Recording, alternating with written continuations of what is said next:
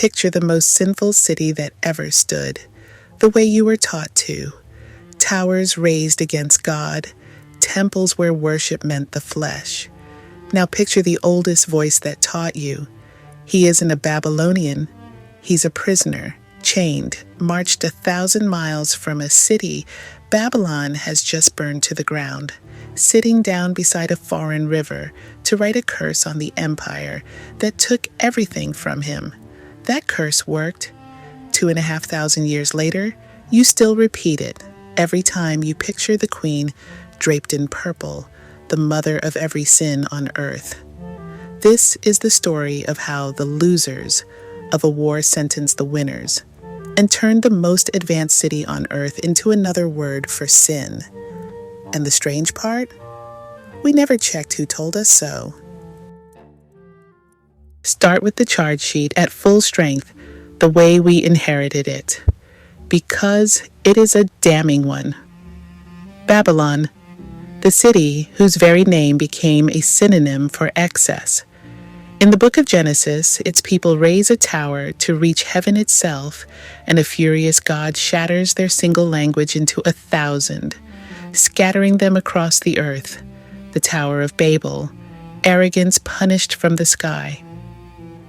In the book of Revelation, the ultimate evil of the end times wears a woman's face and a single title, Babylon the Great, the mother of harlots, drunk on the blood of the righteous, draped in purple and scarlet and gold, and between the scripture, the eyewitness, the Greek historian Herodotus, who tells us that in Babylon, every woman, once in her life, rich or poor, had to sit in the temple of the love goddess and give herself to a stranger for silver.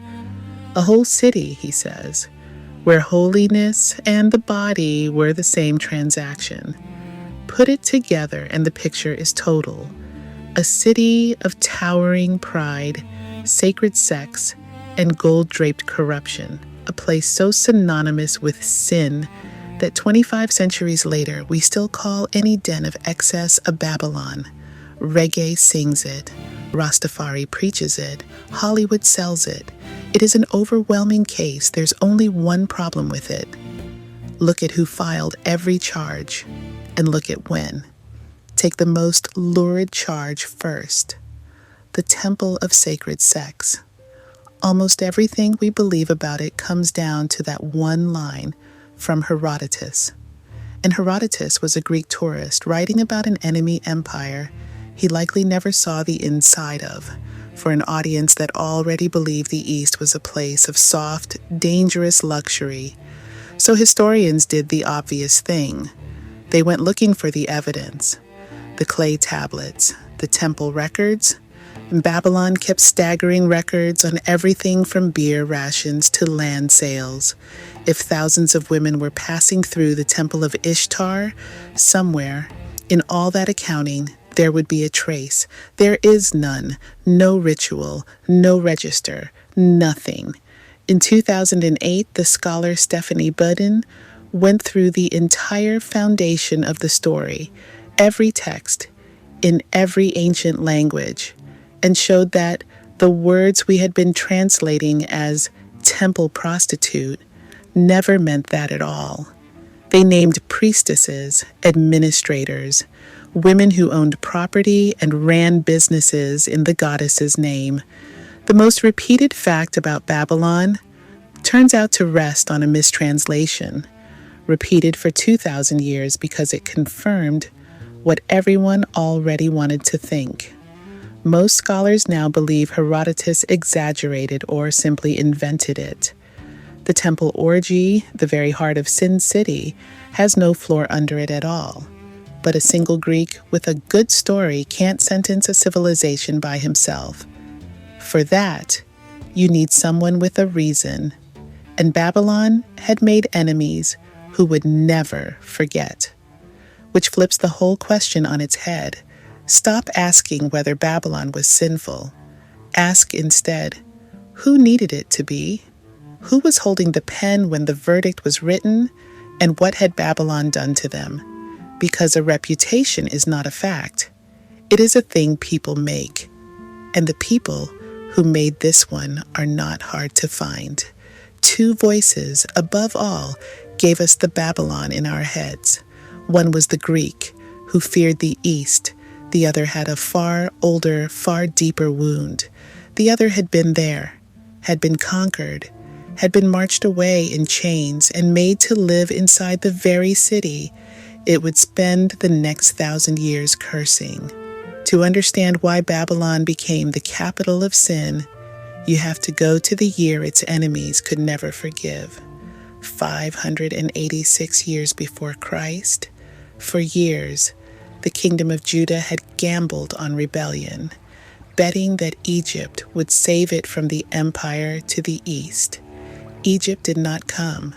In that year, the armies of Nebuchadnezzar II broke through the walls of Jerusalem. They burned the city. They pulled down the Temple of Solomon, the single holiest place on earth to its people, stone from stone, until nothing was left. Then they did what Babylon did to those who defied it. They took the survivors, the priests, the scholars, the skilled, the royal, chained together and marched the long road east into the heart of the empire that had just unmade their world.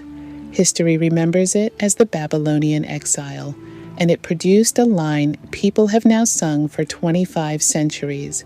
By the rivers of Babylon, there we sat down, and we wept when we remembered Zion. Sit with who these exiles were.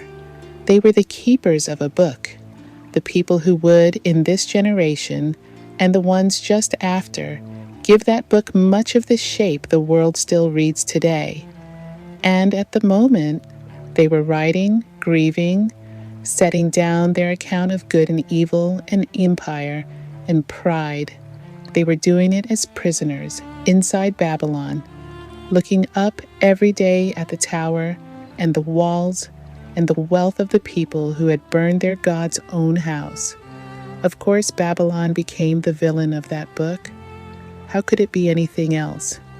It was not a lie. It was a wound, the truest kind of verdict there is, and the most dangerous, because a wound written down by people who keep their words forever does not fade. It waits, and it grew. Centuries after Babylon's own power had crumbled into dust, its name was still doing work for people who had never seen it. Return to that most damning image of all, the whore of Babylon, the gold-draped mother of sin from the book of Revelation. It is the single picture that fixes Babylon forever as evil itself. Here is what almost no one is told. Revelation was written around 600 years after Babylon's empire had ended, by which time Babylon was a half-empty ruin, conquering no one. So who is the writer actually cursing?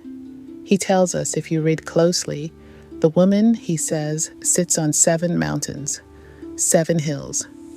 There was one city in that world famous for being built on 7 hills, one empire, then crushing his people. And it was not Babylon. It was Rome. Most scholars agree. The whore of Babylon was never Babylon. Babylon was a code name, the safest, most damning insult a persecuted writer could reach for, pinned onto a different empire entirely, because Babylon's reputation was already so black, it could carry the weight.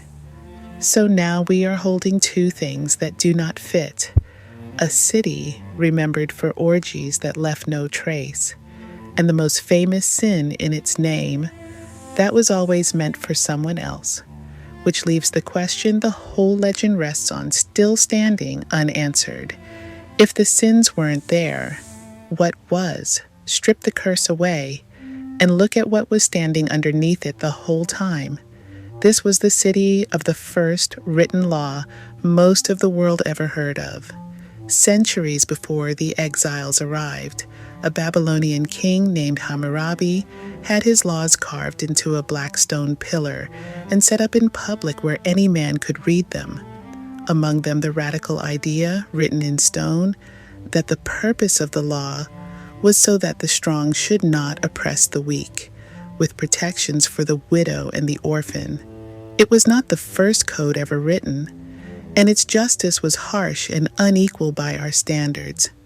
But it was carved in the open for everyone, which was almost unheard of in the ancient world. This was the city that mapped the sky. Babylon's watchers tracked the planets for centuries, learned to predict eclipses before they came, and carved the heavens into 12 signs, the zodiac you still read today.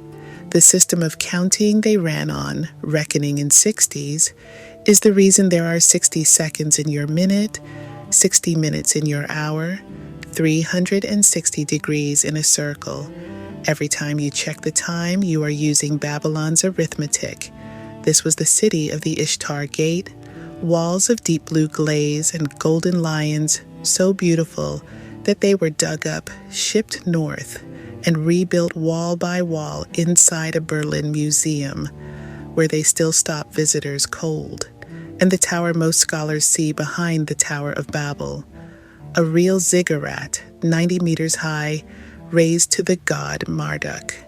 Even the Hanging Gardens, one of the 7 wonders of the world, though here Babylon may have been robbed even of its glory, because one leading scholar argues the gardens were never in Babylon at all, but in the rival city of Nineveh, and got misfiled under Babylon's famous name.